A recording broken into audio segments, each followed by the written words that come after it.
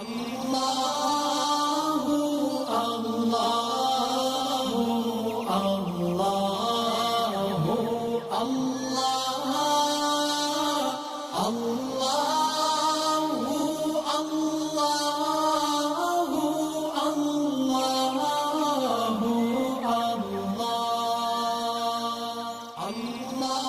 بالله من الشيطان الرجيم. بسم الله الرحمن الرحيم. مثل الذين ينفقون أموالهم في سبيل الله كمثل حبة أنبتت 7 سنابل في كل سنبلة 100 حبة والله يضاعف لمن يشاء والله واسع عليم. الذين ينفقون أموالهم في سبيل الله ثم لا يتبعون ما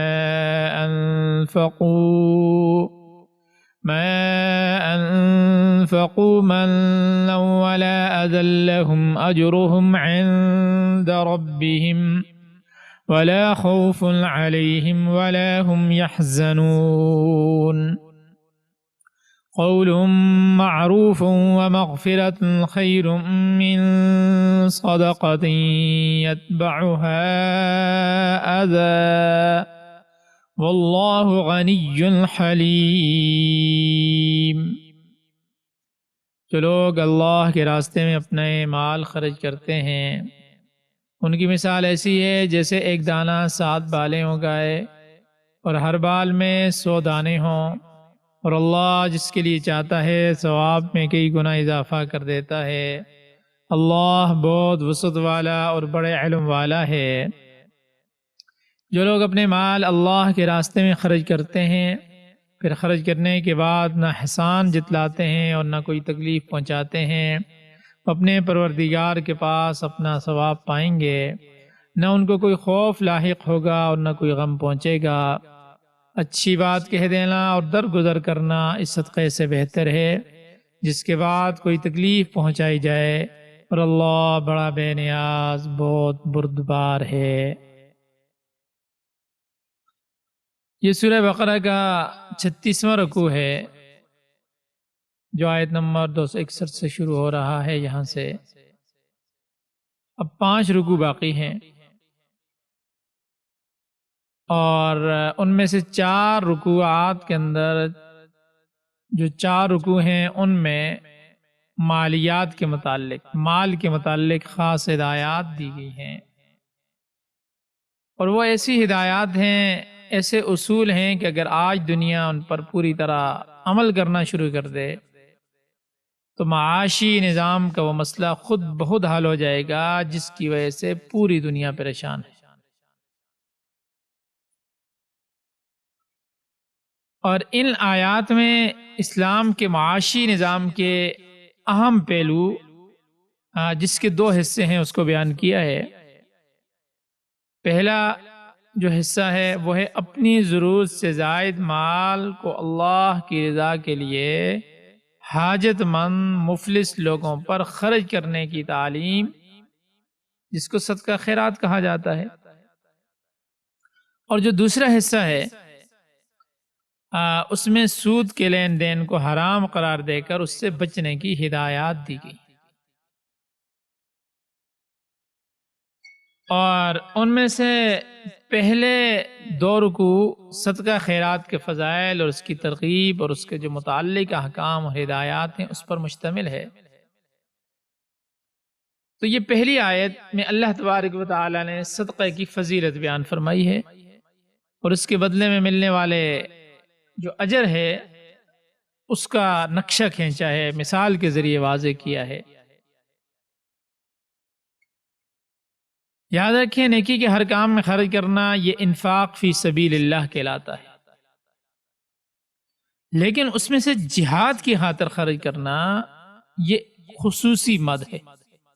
کیونکہ جہاد فی سبیل اللہ کے ذریعے دین کو غلبہ حاصل ہوتا ہے جس سے دین کی اشاعت میں مدد ملتی ہے، اور پھر اسی طرح دینی تعلیم کی اشاعت، دینی تعلیم کے فروغ، جس کو آپ مدرسہ کہہ سکتے ہیں، یہ بھی اسی سلسلے کی ایک کڑی ہے۔ پھر اس کے علاوہ غرباء میں مساکین کی مدد کرنا، بیواؤں کی اور یتامہ کی حاجت روائی کرنا، ان کی مدد کرنا، یہ انفاق فی سبیل اللہ کے اہم جز ہیں۔ اور اس قسم کے تمام اخراجات کی فضیلت اور اجر و ثواب کو اللہ تبارک و تعالی نے ایک مثال کے ذریعے سمجھایا، ارشاد فرمایا مثل الذین ينفقون اموالهم فی سبیل اللہ کمثل حبہ، اللہ کی راہ میں خرچ کرنے والے کی مثال اس دانے جیسی ہے، انبتت سبع سنابل، جو 7 خوشے اگاتا ہے، اور پھر فی کل سنبلۃ مئۃ حبہ، اور ہر خوشے میں 100 دانے پیدا ہوتے ہیں۔ یعنی جس طرح ایک زرخیز زمین ہے اور اس میں ایک دانہ بویا جائے اور اس کی مناسب دیکھ بھال کی جائے، اس کو پانی وقت پر دیا جائے، اس کے جھاڑیاں وغیرہ جو ہیں وہ ساری، اور اس طرح گھاس وغیرہ جو ہے، جو بھی چیزیں اس کو نقصان پہنچانے والی ہیں، اس سے دور کی جائیں، تو اس سے 700 دانے پیدا ہوتے ہیں۔ اسی طرح اللہ تبارک و تعالیٰ کی راہ میں خرچ کرنے والے 1 پیسے کا، 1 روپے کا اجر و ثواب 700 گنا حاصل ہوتا ہے، 700 گنا حاصل ہوتا ہے۔ ویسے سورہ نام میں آتا ہے کہ من جاء بالحسنۃ فلہ عشر امثالھا، ایک نیکی کے بدلہ 10 گنا ہے، جبکہ حدیث میں 700 گنا تک بیان کیا گیا ہے۔ تو اب یہ جو مختلف جگہ پر مختلف جو بیان کیا گیا، فرمایا کہ نیکی کے کام میں جس قدر اخلاص ہوگا، اب اللہ کے راستے میں جو خرچ کیا جا رہا ہے، تو خرچ کرنے والے کے اندر جس قدر اخلاص ہوگا، اسی کے مطابق اس نیکی کا اجر و ثواب حاصل ہوگا۔ لیکن یہ جو سورہ انعام کی آیت میں یہ فرمایا کہ کم از کم اجر 10 گنا ہے، اس کے بعد جس قدر اخلاص ہوگا بڑھتا چلا جائے گا، ثواب میں بھی اضافہ ہوتا چلا جائے گا، یہاں تک کہ اعلیٰ درجے کے اخلاص پر 700 گنا تک اجر حاصل ہوگا۔ اور پھر یہی پیسہ جب جہاد کے اندر، جب اشاعت دین کے اندر اور دین کی فروغ کے لیے خرچ کیا جاتا ہے، تو اس سلسلے میں کی گئی ادنا سے ادنا درجہ کی نیکی کا ثواب 700 گنا سے شروع ہوتا ہے، اور پھر جس قدر خلوص بڑھتا جاتا ہے اسی قدر اجر و ثواب بھی بڑھتا چلا جاتا ہے۔ اور پھر اعلیٰ درجہ کتنا ہے اس کی کوئی انتہا نہیں ہے، اللہ جتنا چاہتا ہے بڑھا چڑھا کر دے دے، وہ مالک ہے، وہ بادشاہ ہے، اسی لیے فرمایا واللہ یضاعف لمن یشاء، اللہ تعالیٰ بڑھاتا ہے جس کے لیے چاہے، واللہ واسع علیم، اللہ تعالیٰ بڑی وسعت والا اور سب کچھ جاننے والا ہے۔ گویا اللہ تعالیٰ نے صدقہ کی فضیلت کے متعلق 2 باتیں یہاں بیان فرمائی ہیں۔ پہلی یہ کہ عام نیکی کا بدلہ 10 گنا سے لے کر 700 گنا تک، اور جہاد فی سبیل اللہ میں حصہ لینے کا کم از کم اجر 700 گنا، اور زیادہ سے زیادہ کی کوئی حد نہیں۔ اب اگلی آیت میں اللہ تبارک و تعالی نے اپنے راستے میں خرچ کیے جانے والے مال کی قبولیت کا ایک معیار مقرر کیا ہے کہ اس کا معیار کیا ہے، کون سا مال جو اللہ کے راستے میں خرچ کیا جاتا ہے وہ اللہ کے ہاں قبول ہوتا ہے، اور وہ معیار ہے کہ صدقہ صرف اور صرف اللہ کی رضا کے لیے ہو، نہ تو جس کو دیا جا رہا ہے اس پر احسان جتلایا جائے، اور نہ اسے صدقے کے بدلے میں اذیت دی جائے۔ چنانچہ ارشاد فرمایا الذین ينفقون اموالهم فی سبیل اللہ، وہ لوگ جو اللہ کی راہ میں اپنے مال خرچ کرتے ہیں، ثم لا يتبعون ما انفقوا منا ولا اذى، پھر اس خرچ کرنے کے پیچھے احسان اور اذیت نہیں دیتے، یعنی وہ کوئی چیز دے کر مستحق کو نہ احسان جتلاتے ہیں کہ میں نے یاد ہے تیری فلاں وقت میں حاجت پوری کی تھی، تیری مدد کی تھی، اور نہ اس کو اذیت پہنچاتے ہیں، یعنی ستاتے بھی نہیں ہیں۔ بعض اوقات ایسا بھی ہوتا ہے کہ غریب آدمی کو صدقہ دیا، پھر اسے بار بار یاد دلاتے رہے،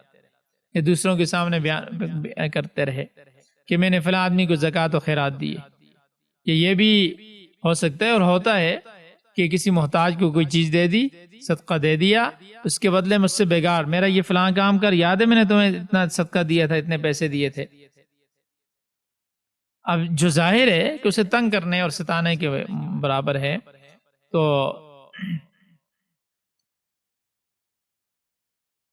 فرمایا کہ ایسے لوگ یعنی جو نہیں اذیت دیتے ہیں، نہ ستاتے ہیں اور نہ احسان جتلاتے ہیں، لہم اجرہم عند ربہم، ایسے ہی لوگوں کے لیے ان کے رب کے ہاں اجر ہے جو انہیں کئی گنا بڑھا چڑھا کر دیا جائے گا۔ ولا خوف علیہم ولا هم یحزنون، ایسے لوگوں کو نہ اس دنیا میں کوئی خوف ہوگا اور نہ وہ اگلے جہاں میں غمگین ہوں گے، بلکہ ان کی دنیا اور آخرت دونوں سنور جائیں گی، وہ کامیاب و کامران ہو جائیں گے۔ برخلاف اس شخص کے کہ اگر کسی شخص نے کسی محتاج کی مالی مدد کی، پھر احسان جتلایا یا اذیت پہنچائی، تو اس کا کیا کرایا سب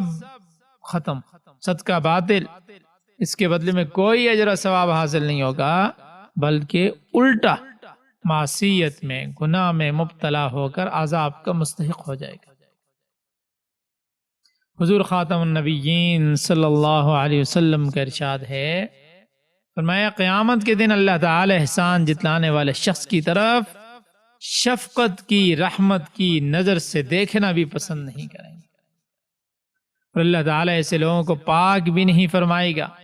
بلکہ ان کے لیے عذاب علیم، درد دینے والا عذاب، تکلیف دینے والا عذاب تیار ہوگا۔